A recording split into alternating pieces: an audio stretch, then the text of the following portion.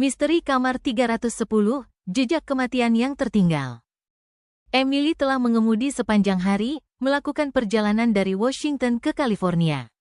Salju turun dengan lebat, dan dia mulai merasa lelah. Dia memutuskan untuk berhenti di sebuah kota kecil di Oregon untuk beristirahat semalam.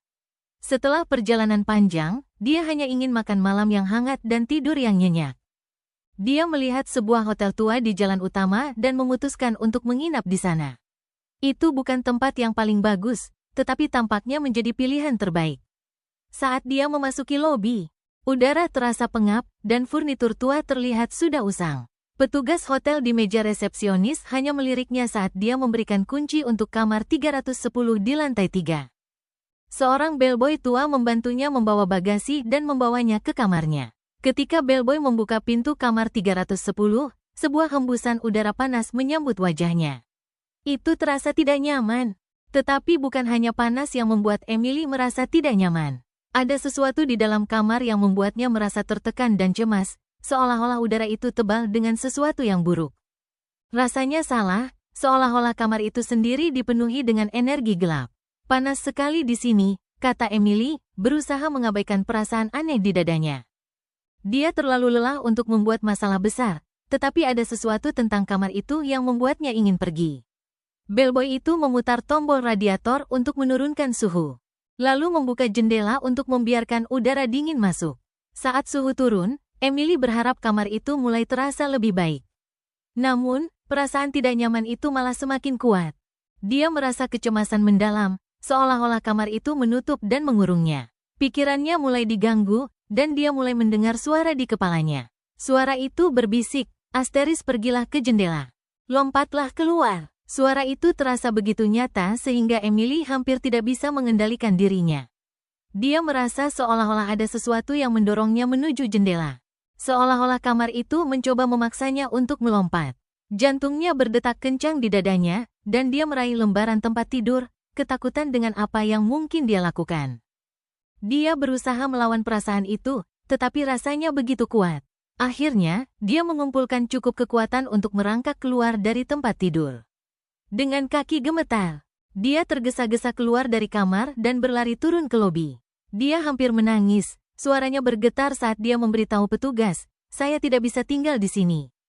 Saya merasa akan mati jika saya tetap tinggal. Tolong, saya harus pergi." Petugas itu tidak bertanya apa-apa atau mencoba menghiburnya.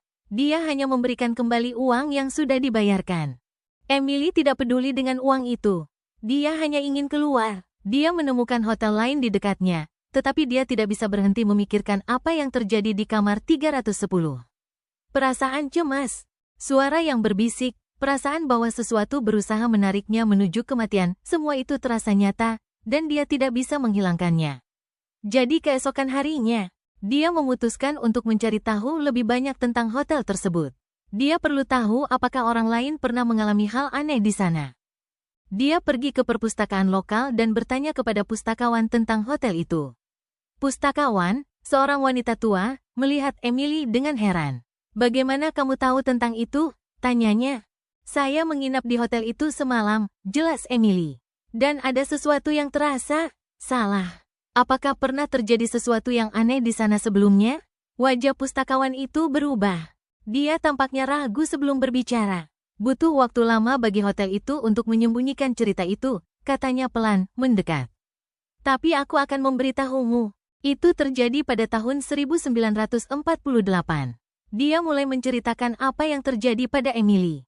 Sepasang suami istri, Tuan dan Nyonya Henry Adams, menginap di hotel itu suatu malam pada tahun 1948. Keesokan paginya, karyawan hotel menemukan tubuh wanita itu tergeletak di trotoar di bawah kamar 310.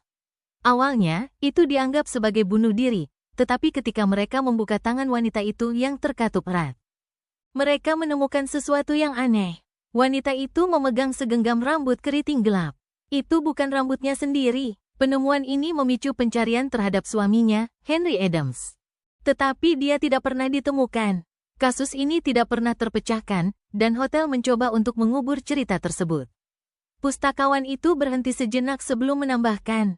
Itu terjadi pada tanggal 5 November, 40 tahun yang lalu kemarin. Jantung Emily berdetak lebih cepat. Tanggal yang disebutkan pustakawan, tanggal 5 November, adalah hari yang sama ketika dia menginap di kamar 310. Semua itu mulai masuk akal. Wanita yang meninggal, perasaan aneh di kamar. Suara yang berbisik, seolah-olah hotel itu masih dihantui oleh tragedi itu. Pustakawan itu melihat Emily dengan ekspresi yang tahu. Kamar itu, 310, terkutuk, katanya pelan. Roh wanita yang meninggal di sana tidak pernah pergi. Dia masih berusaha menarik orang lain menuju nasib yang sama. Saat Emily meninggalkan perpustakaan, dia merasakan dingin merayap di tulang punggungnya.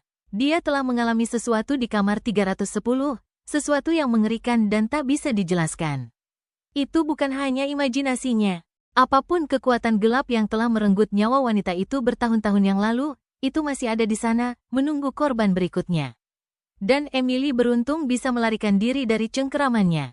Namun kejahatan di kamar itu tidak akan pernah hilang. Kamar 310 akan selalu menjadi tempat ketakutan, selamanya dihantui oleh roh wanita yang melompat hingga kematiannya. Hotel itu tidak akan pernah bebas dari kegelapan yang ada di dalamnya.